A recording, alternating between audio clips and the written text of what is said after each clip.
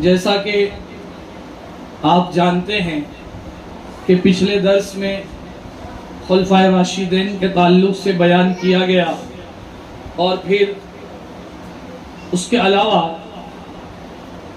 چونکہ اب محرم کی آمد ہے، تو آئیے اہل بیت اطہار کا تذکرہ شروع کرتے ہیں، اور ان میں آج ہم حضرت امام حسن رضی اللہ تعالیٰ عنہ کے تعلق سے بس 2 واقعات مختصر انداز میں آپ کے سامنے پیش کرتے ہیں۔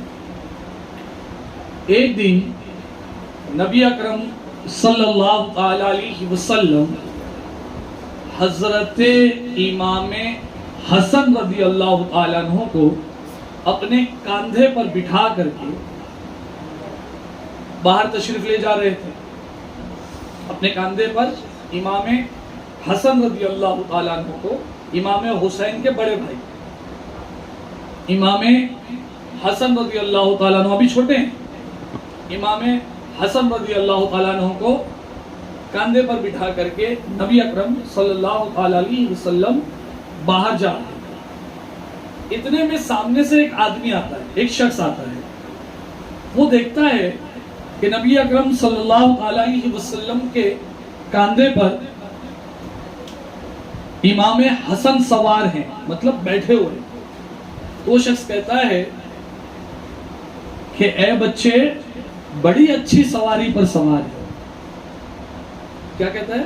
کہ اے بچے، بڑی اچھی سواری پر سوار ہو۔ سواری سے مراد نبی اکرم صلی اللہ علیہ وسلم، سوار مطلب جو اس کے اوپر بیٹھا ہے، بولے بڑی اچھی سواری پر سوار ہو۔ تو حضور صلی اللہ علیہ وسلم نے فرمایا، سوار بھی تو بڑا اچھا ہے، صرف سواری ہی تھوڑی اچھی ہے، سوار بھی تو بڑا اچھا ہے، مطلب جو بیٹھا ہے وہ بھی بڑا اچھا ہے۔ تو نبی اکرم صلی اللہ علیہ وسلم حضرت امام حسن اور حضرت امام حسین سے بڑی محبت کرتے ہیں، اور ہر مسلمان کو چاہیے کہ وہ امام حسن اور حضرت امام حسین رضی اللہ تعالیٰ عنہ سے خوب محبت کرے۔ ایک دفعہ حضور صلی اللہ علیہ وسلم منبر پر تشریف فرما تھے۔ منبر کسے کہتے ہیں؟ آپ جمعہ کی نماز پڑھنے جاتے ہو تو آپ دیکھتے ہو کہ وہ سیڑھی کے ٹائپ کا ہوتا ہے، جس کے اوپر بیٹھ کر کے مولانا صاحب تقریر کرتے ہیں، پھر بعد میں اس کے اوپر کھڑے ہو کر کے خطبہ پڑھتے ہیں، اس کو منبر کہتے ہیں۔ تو حضور صلی اللہ علیہ وسلم ایک مرتبہ منبر پر تشریف فرما تھے، اور ساتھ ہی پہلو میں قریب میں حضرت امام حسن رضی اللہ تعالیٰ عنہ بھی تشریف فرما تھے۔ تو حضور صلی اللہ علیہ وسلم ایک نظر لوگوں کی طرف فرماتے ہیں، اور ایک نظر حضرت امام حسن رضی اللہ تعالیٰ عنہ کی طرف فرماتے ہیں، اور فرماتے سرکار دو عالم صلی اللہ علیہ وسلم، یہ میرا بیٹا سردار ہے، اللہ تعالیٰ اس کے ذریعے مسلمانوں کے 2 بڑے گروہ مطلب گروپ میں صلح کرائے گا۔ کیا فرماتے ہیں سرکار دو عالم صلی اللہ علیہ وسلم؟ یہ میرا بیٹا مطلب امام حسن سردار ہے، اور اس کے ذریعے یعنی امام حسن کے ذریعے اللہ تعالیٰ مسلمانوں کے 2 بڑے گروپ میں صلح کرائے گا، پیچ اپ کرائے گا، کہ ان کے درمیان میں اختلاف ہو جائے گا، اور امام حسن رضی اللہ تعالیٰ عنہ ان دونوں گروپ کے اندر صلح کرائیں گے۔ تو اب اس واقعے سے چند باتیں پتہ چلی جن کو جاننا آپ کے لیے ضروری ہے۔ سب سے پہلی چیز تو یہ پتہ چلا کہ نبی اکرم صلی اللہ علیہ وسلم حضرت امام حسن رضی اللہ تعالیٰ عنہ سے بڑا پیار کرتے تھے، لہٰذا ہر مسلمان کو ان سے محبت رکھنا چاہیے۔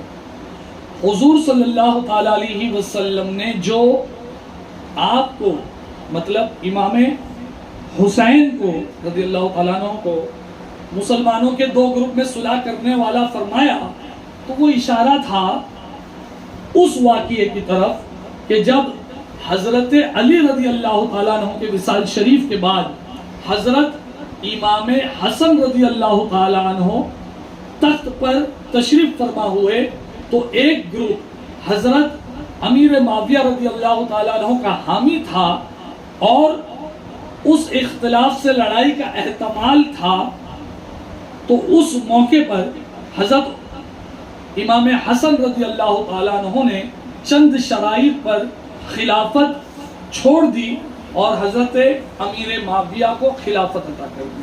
شاید یہ سمجھ میں نہیں آیا۔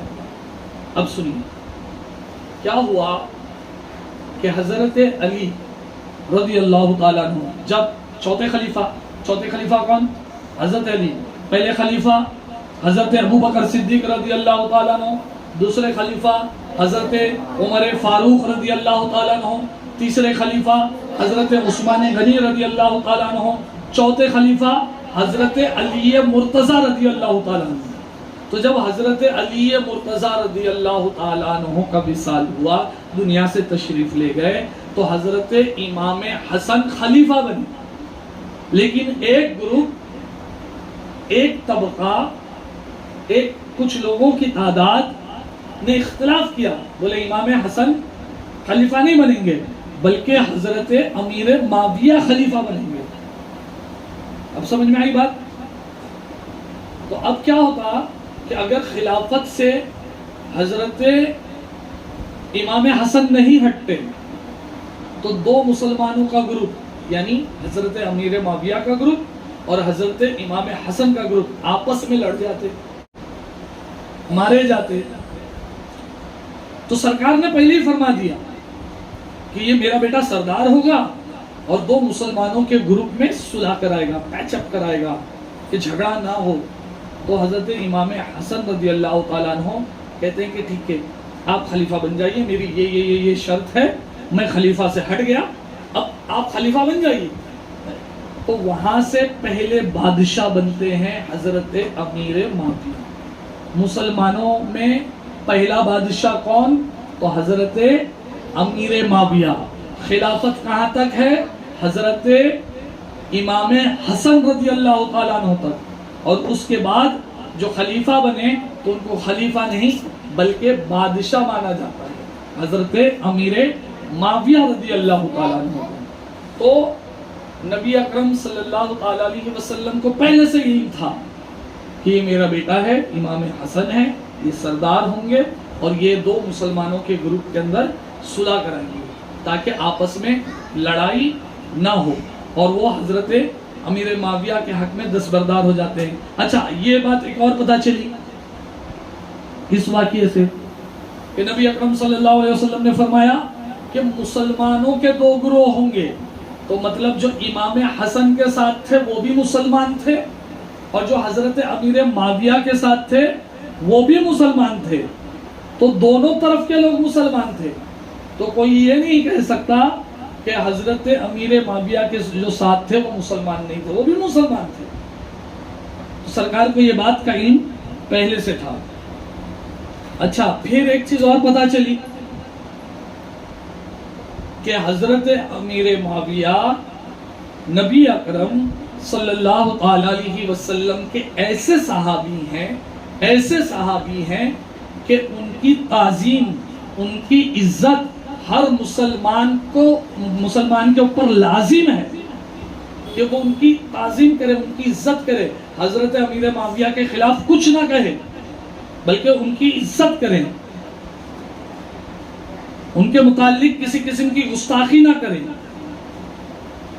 کیونکہ حضور صلی اللہ علیہ وسلم نے فرمایا کہ دونوں گروپ مسلمان، اور وہ ایسے صحابی تھے کہ جن کی تعظیم لازم تھی، اسی لیے حضرت امام حسن رضی اللہ تعالیٰ عنہ نے خلافت ان کے حق میں چھوڑ دی اور کہا کہ آپ ہی خلیفہ بن جائیے، اور اگر وہ تعظیم کے لائق نہیں ہوتے، احترام کے لائق نہیں ہوتے، حضرت امام حسن رضی اللہ تعالیٰ عنہ کبھی خلافت نہیں چھوڑتے، جیسا کہ امام حسین رضی اللہ تعالیٰ عنہ نے کیا۔ یزید انہی کا بیٹا حضرت امیر معاویہ کا، لیکن وہ اس لائق نہیں تھا کہ اس کی تعظیم کی جائے، اس کی عزت کی جائے، وہ خلیفہ بنے، وہ بادشاہ بنے، تو حضرت امام حسین نے اس کے خلاف جنگ لڑی،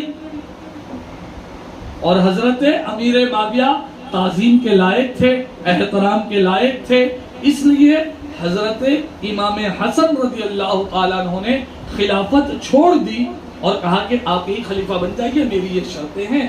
اور اس طرح سے مسلمانوں کے دو گروپ میں جنگ ہوتے ہوتے رہ گئی. اسی کے تعلق سے بچپن میں ہی نبی اکرم صلی اللہ علیہ وسلم نے ارشاد فرما دیا تھا کہ یہ حضرت امام حسن میرا بیٹا یہ سردار ہوگا اور مسلمانوں کے دو گروپ میں صلح کرے گا. انشاءاللہ تبارک و تعالی آگے بھی ہم حضرت امام حسن و حسین کے واقعات درسگاہ میں بیان کریں گے. اللہ تبارک و تعالی کی بارگاہ میں ہاتھ اٹھائیں کہ یا الہ العالمین ہمارے تمام گناہ صغیرہ و کبیرہ کو معاف فرما، ہمیں نیک عمل کرنے کی توفیق عطا فرما، ہمیں خلوص دل کے ساتھ عبادت کرنے کی توفیق عطا فرما، ہمارے دلوں میں اہل بیت اطہار کی سچی محبت پیدا فرما، ہم سب پر اپنا فضل و کرم فرما. آمین. وآخر دعوانا ان الحمدللہ رب العالمین.